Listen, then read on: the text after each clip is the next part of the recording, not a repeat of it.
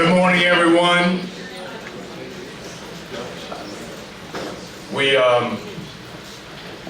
so delighted that all of you are here today, in particular the members of the media. We want to make sure that today, for us, for UMS-Wright, is about honoring Coach Curtis and his family. And I will say this, I've been with Terry for a long time, 26 years. This entire time he and I have worked together and worked against each other and for each other. But I've never had to bring up a box of tissues for you, ever, at any point. So I know you're anxious about that, sir, but man, just look around, right? There's so many that support you from so many different areas.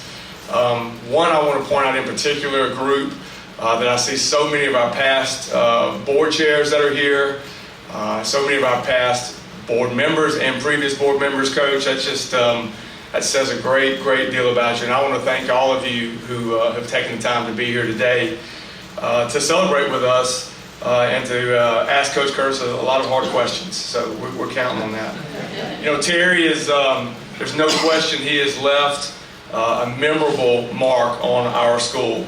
I would say really rivaling some of the most influential figures in the long history of UMS-Wright.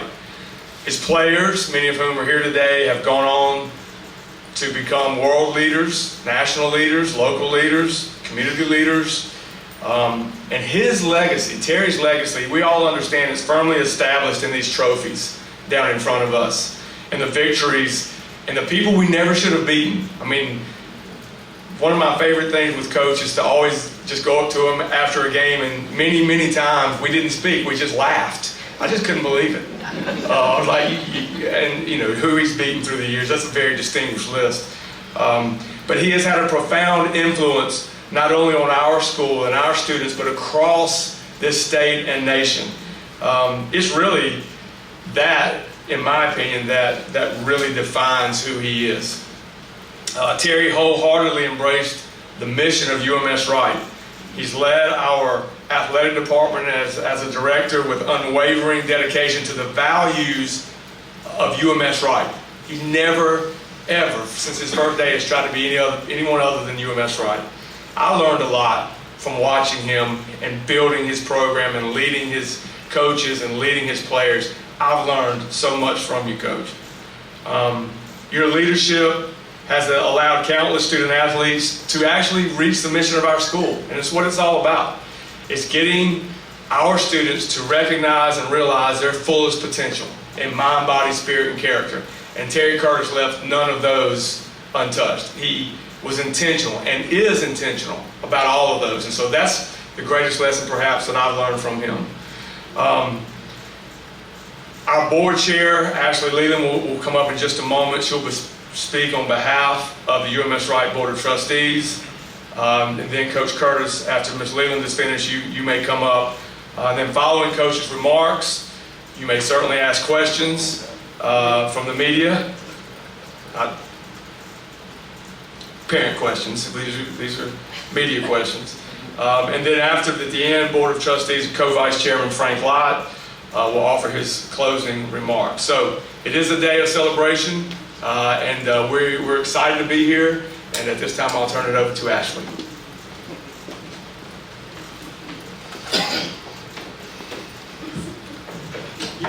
Good morning, everybody.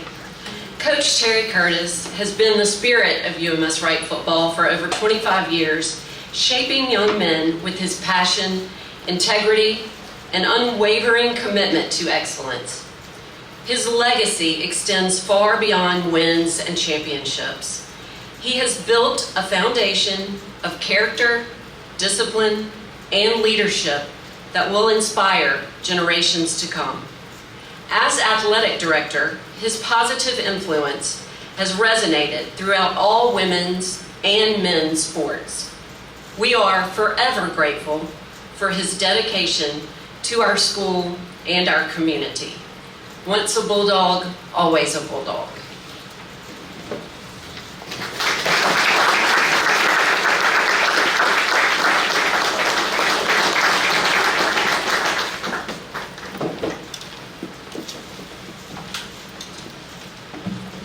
they gave me a statement that the board people and all wanted me to read. I'm not going to read it. I am in a second. But real quick story. I had not been at UMS-Wright a month, and Ashley's daddy came to see me, David Cooper. He said, let me just tell you, I know you're here to win championships. I know you're here to do this, that, or the other. But all I care about is you beating St. Paul's. I said, I got you, David. So that first year, they were undefeated, number one in the state. And we go out and we beat them 28-21. That next week, I get this real nice thing to Ruth Chris for, man, I thought, wow, Jeannie, we getting ready to be big time here. All right, we beat them 5 or 6 times in a row. We finally lose one. Jeannie and I were talking about it. She said, you think we're going to get that Ruth Chris card again? I said, I doubt it. And only like David Cooper can do, I get same envelope, same everything. In there is a gift card to Dewdrop. So that's how my career at UMS-Wright started. What an honor it is to be here with you today. 26 years, and it seems like yesterday. I see former coaches, even the former St. Paul's coaches, and teachers, and friends, and past board members. And I wanted to make sure that the past board members were invited, because it's like I told a group the other day, I've been in this for 52 years. I have never worked for a bad principal, or a bad headmaster, or a bad chairman of the board. Now, I understand it stood the deal. My good friend, Eddie Green, he was the board chair when I came here. He was a great friend. He played baseball with me at Auburn, and the tragic thing that happened to him and Edward. And I learned right there in what UMS-Wright was all about. They said, man, who's going to take over for him right now during this time to get us through it? Our mayor's here today. Sandy stepped up and took over to finish out Eddie's term. And I said, now that is what I want to be a part of. And I've always, I get upset, emotional. Doug said it the first time he'd ever seen me have tears in my eyes. But this place is so special to me. It's, I know it's time, but I could go on and on about UMS and what UMS is all about. And I've tried to do it as the AD to make sure our other coaches understood the importance of this place. So thank you all, first of all, for being here. I hope to see all of you afterwards.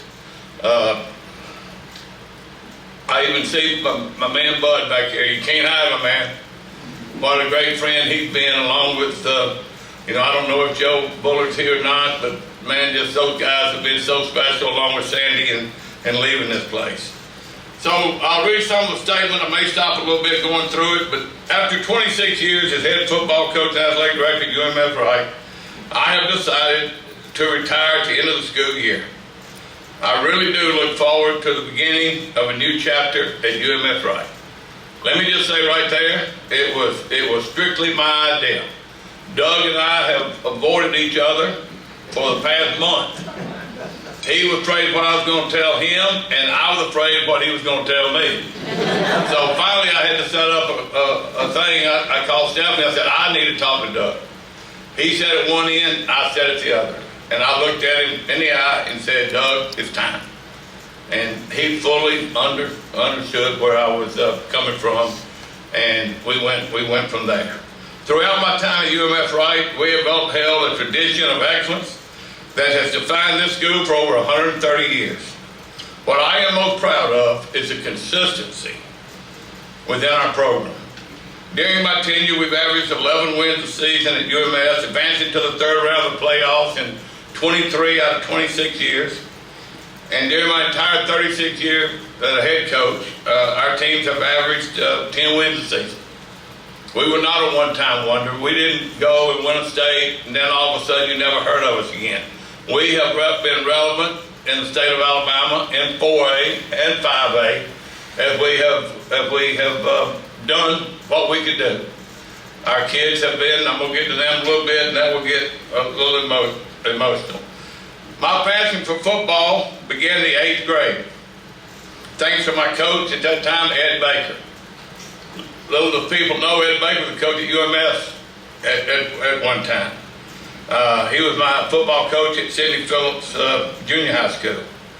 That is when I knew I wanted to coach. I went to Auburn as a freshman, went in to see my advisor the first day, told her all I want to do is be a football coach. Well, I didn't really say a football, I said coach. So I was in Auburn on a baseball scholarship. She said, okay. So she put me in these courses, some of them okay, some of them a little hard. That kinesiology, I wasn't sure I wanted to be a coach, but got through it. All my buddies, I'd go back to a football game the next year or whatever, they still in college because they changed their major 4 or 5 times. I did not do that. I knew I wanted to be a coach. I then graduated in spring of 73, started in the fall of 73 at UMS-Wright. I have coached for the next 52 years. And, I spent 26 years in the public school system, 26 in the private. What better could a coach have where I've seen the best of both worlds? I got to coach at my alma mater, Murphy. That was my dream. That really surprised Jeannie the most when I left there to come to UMS, because she knew how important it was for me to be the head coach one day at Murphy High School. None of this would be possible without the support of my wife. A lot of you don't even know her.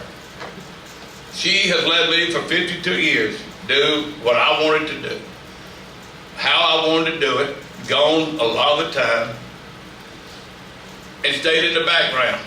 A lot of people tell you coaches' wives can be a positive, and more times than not, they can be a negative.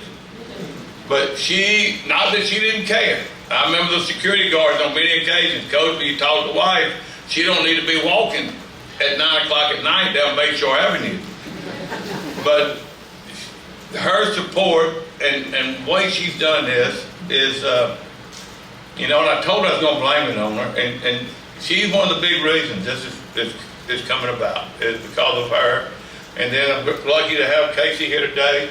My other son could not make it. I have neglected both of them for other kids and doing what I needed to do. My 2 brothers are here. Call them. I waited till I was sure. Called them yesterday. My youngest brother probably knows my offense as well as Casey does, and probably better than I do. And then my brother Bobby, who's next to me, who was a long-time coach at several places. Our families are the most important things that we have in this life. And like I told Doug, I said, I've done this for 52 years. I'm 74 years old. I don't know how much longer I have on this earth. But it's time I let some other people tell me what to do instead of me telling them what to do. Now, that's good and bad. I told you the other day, we're getting ready to find out if we even like each other. So she might be ready, and I may be coming back coaching BAA. So my family has supported me. I just wish my dad, who died 2 years ago, to be here. What a mentor and influence in my life, and I know he's watching me today. And he's proud, because he knew, before he's gone, he knew it was time. And I don't want to really get on that, because it's very, very emotional. I'm deeply grateful to Tony Havard. Is he here? He's teaching. Man, what a guy he has been And he paid me several months ago the ultimate compliment when he told me, he said, when we hired you, it prolonged my career by 20 years, not having to fool as much with athletics. And that was the ultimate thing that he could say. I've only worked for 2 headmasters here, him and then Dr. Barber. I have a hard time saying that also, but he's earned it. He's earned it. So I want to thank them for allowing me to continue to doing what I love. Board of Trustees, thank you. Past board chairman, thank you. I even see Marietta sitting back there. You know, I remember she was the first lady board chairman. Everybody going, whoa, how that's going to work? And I'll tell you, she may have been the best we ever had. That woman was tough. She didn't put up with anything. She said, look, you need to call them and ask them what's going on. So thank you all. Y'all have been unbelievable for your steadfast support of our athletic programs. To the parents, a lot of you parents here, thank you for your support and the lifelong relationships that we have built in this school community. And that's one of the greatest things. These parents and the support that they've given this program is second to none. And we have had some good times. We've gotten to know each other. I think they've gotten to know me. They've become lifelong friends, and we've become a community school. You know, I talk real quick a lot about educational-based athletics, which I firmly believe in. But right behind that, I put in nowadays, the way sport is going, is community-based athletics. That is where we're losing the boat at this time. We're no longer in a lot of systems and a lot of places a community-based athletic program where kids play for their school. They grow up wanting to play for that school. And that's what we still have here at UMS-Wright. Though I'm retiring from coaching, I plan to remain at UMS-Wright. Dr. Barber and I have not come up with a title. He's had several. I didn't like any of them. So I'm still overriding him on that. So we're still looking at that. We even get Ashley and Frank involved in some of that. But I'm planning on staying in an advisory administrative role where I can stay as the president of the Central Board for one more year. I really want to finish my time with that, was something I started, and getting the Super 7 was here a big deal. And I got some other things up there that I want to try to get done the next year and a half. So that's kind of my plans for the near future. For 26 years, our program has been guided by the mission of UMS-Wright. We have always strived to instill honor in the way our students play the game, and more importantly, to teach them lessons that extend far beyond football. The success of this program is a testament to the incredible support we have received and the relationships we have built with students, parents, and coaches. These connections have been the foundation of a program that has remained strong and consistent. I want to thank my players and my coaches for your unwavering loyalty to this program, and I'm talking about all coaches, not just my football coaches.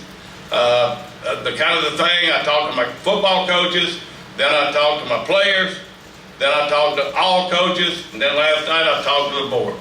So that's kind of how we went about this, and we remain strong and consistent. It has been an incredible journey, and one that I will forever be grateful for. There is no place like this. This will always be home. I always wish nothing but the best. But it's like I told my players after the last game, Dr. Sue said it, don't cry because it's over, smile because it happened. And that is something I firmly believe in. What a lucky guy I am. And to stand before you today is an honor. And I just hope I have made you half as proud as you have made me. Thank you.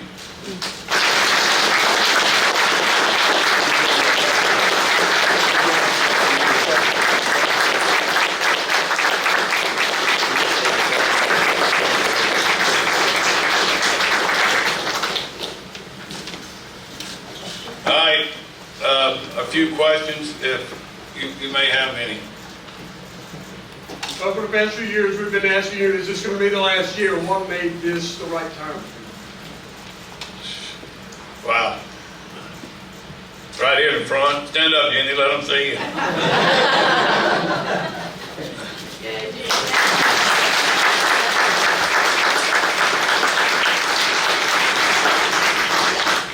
That made it time, Tommy.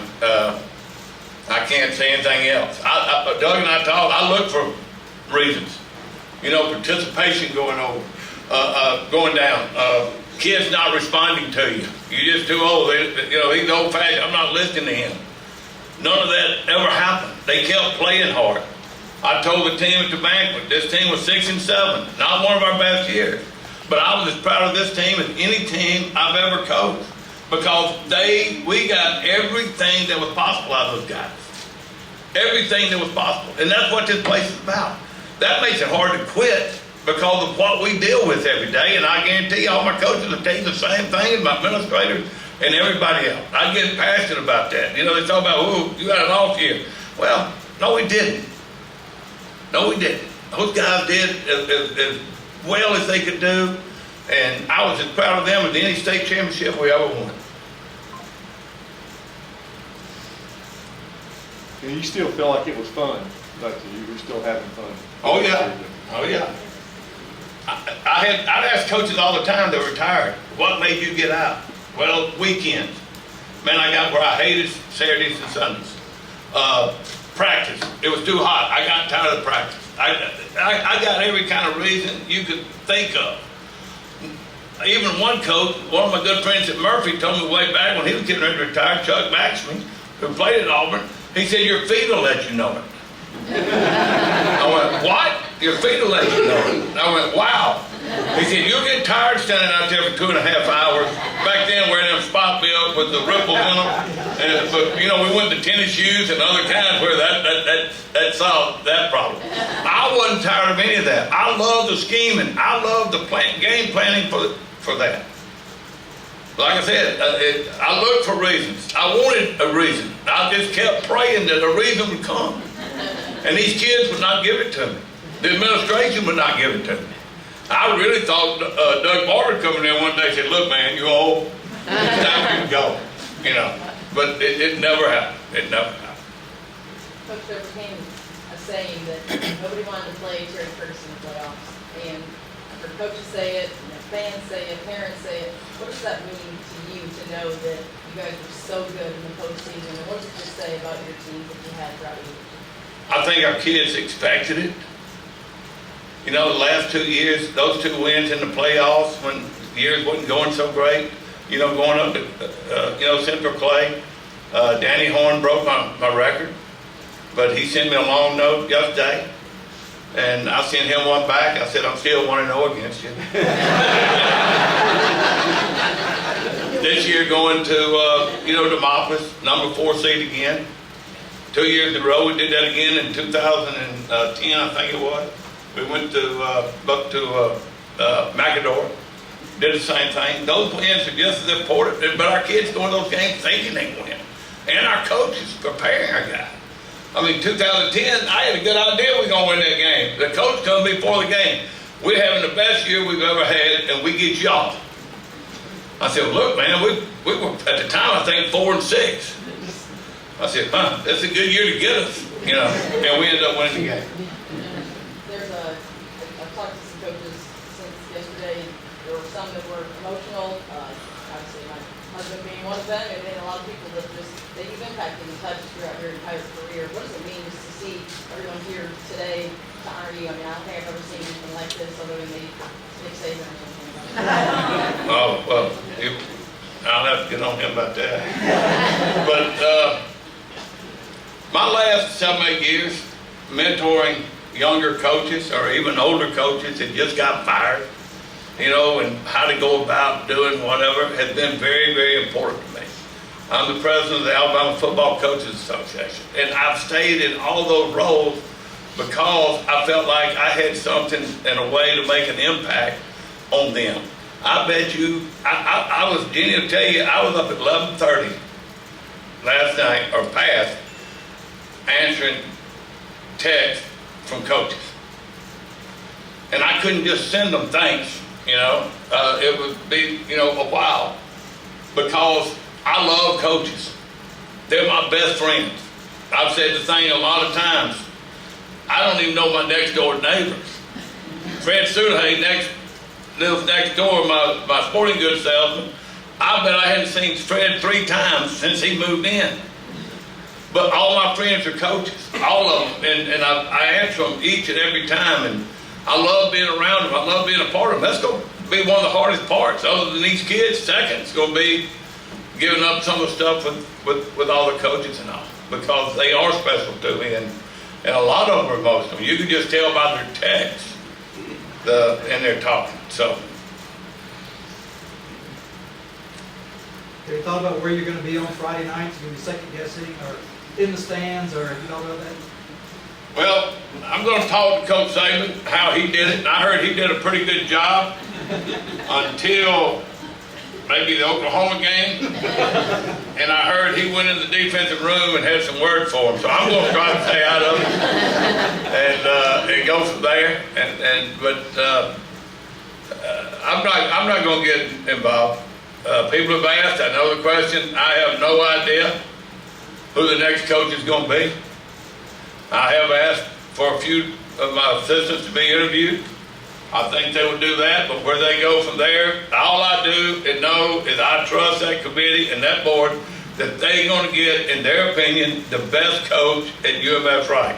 I know when I was hired 26 years ago, and Don Fuchs and Sandy and Doug and 7 more in here were on that committee, they didn't know for sure that they had hired the right guy in me. Matter of fact, Rudy Nordman, Molly's husband, my assistant, told me at the press conference, said, "You won't last 2 years." I had a few choice words for him. I didn't know the guy. I had a few choice words for him, and I reminded him that not long ago. You know, I was around here a lot longer than he was. You know, but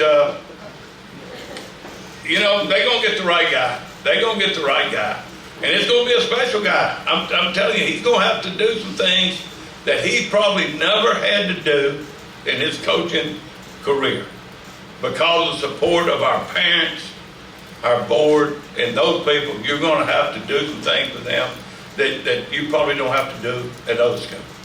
But I go back to Bud, Joe, and Sandy. I knew those guys. We played against each other. We were friends before I got here. They helped me every day to do and be what I needed to be. And you throw Angus Cooper the second in, never met him in my life. He came in my office, left me a note, and it said something like, "Success is relationships."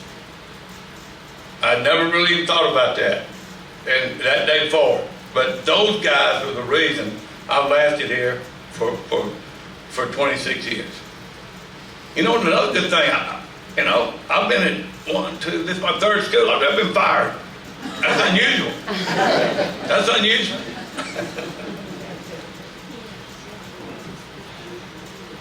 Mark, you always have a smart answer. Mark,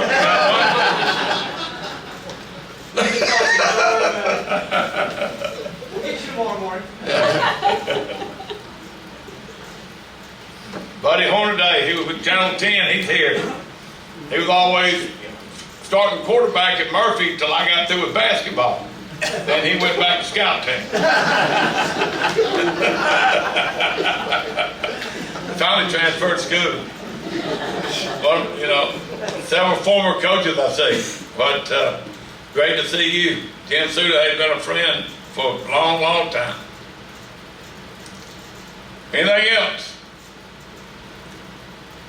All right, Frank.